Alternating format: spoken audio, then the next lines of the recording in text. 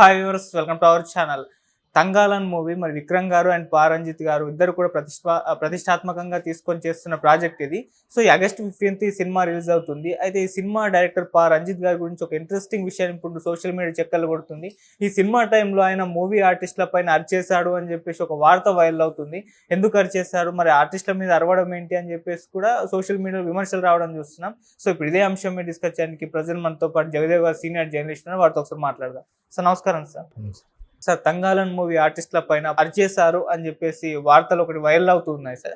మరి ఎందుకు ఈ విధంగా ఆర్టిస్టుల పైన అరిచేశారు, ఆయన అరవడం కరెక్ట్ అంటారా అని చెప్పేసి ఒక చర్చ అయితే మొదలైంది సార్. మీరేం చెప్తారు సార్? యాక్చువల్గా ఇప్పుడు ఎక్కడ అన్ని చోట్ల ఉన్న కాన్సెప్ట్ ఏంటంటే పాన్ ఇండియా మూవీ. ఈ కాన్సెప్ట్ ఎక్కువ అవడం వల్ల అటు ప్రొడ్యూసర్కి, ఇప్పుడు captain of the ship director కూడా ఇద్దరికి టెన్షన్స్ పెరిగిపోయాయి.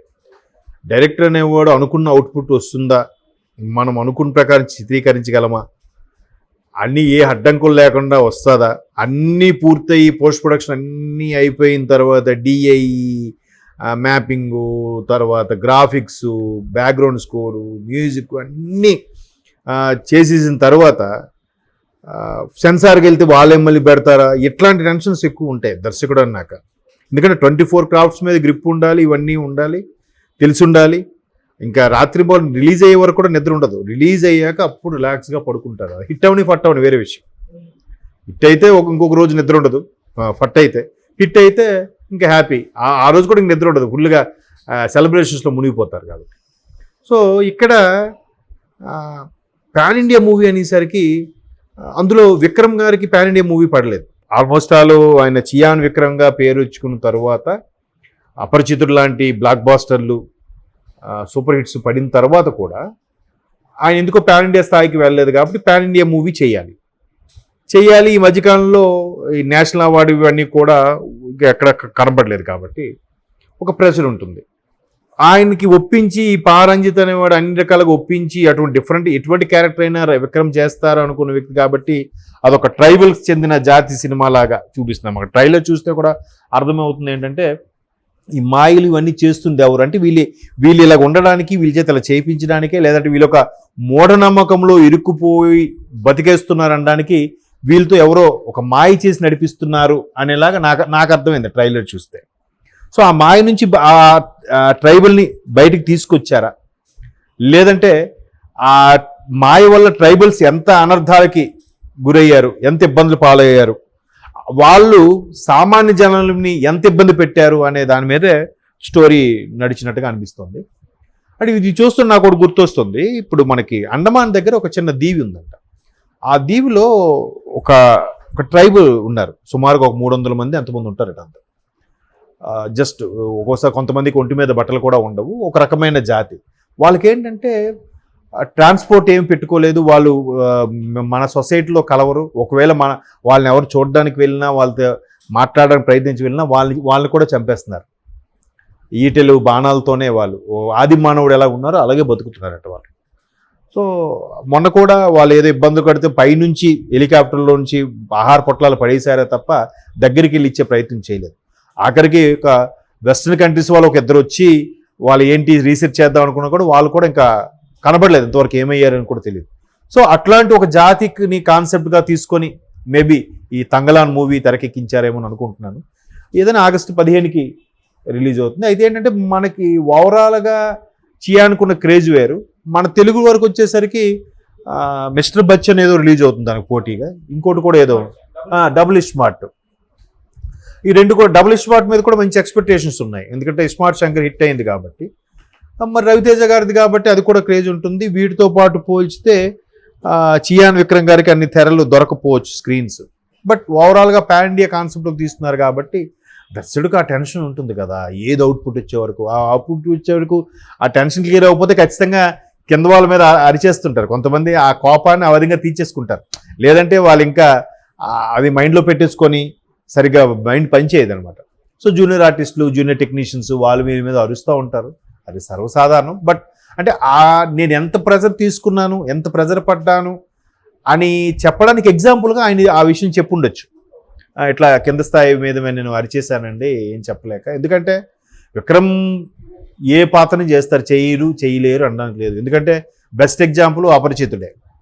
అందులో 3 విభిన్నమైన పాత్రలు ఒకే సినిమా పోనీ 3 పాత్రలు ఉన్నారు, 3 చేశారంటే వాళ్ళతో షెడ్యూల్ చేయడానికి కాదు.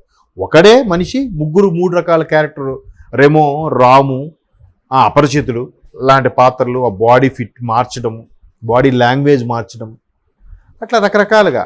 సో ఒకటే హెయిర్ స్టైల్ని రకరకాలుగా చూపించడం, ఇవన్నీ చేశారు. కాబట్టి తంగలాన్ని కూడా ఒక రకమైన తెగకు చెందిన వాళ్ళలాగా సామాన్యులు వస్తే వాళ్ళని చంపేయడము, వాడి జంతువులతో వేటాడుతున్నట్టుగా కొన్ని ట్రయల్స్లో చూశాను. కాబట్టి అట్లాంటి తెగచ్చినప్పుడు బడ్జెట్ పెరిగిపోయిపోద్ది, ప్రెజర్ పెరిగిపోతుంటుంది.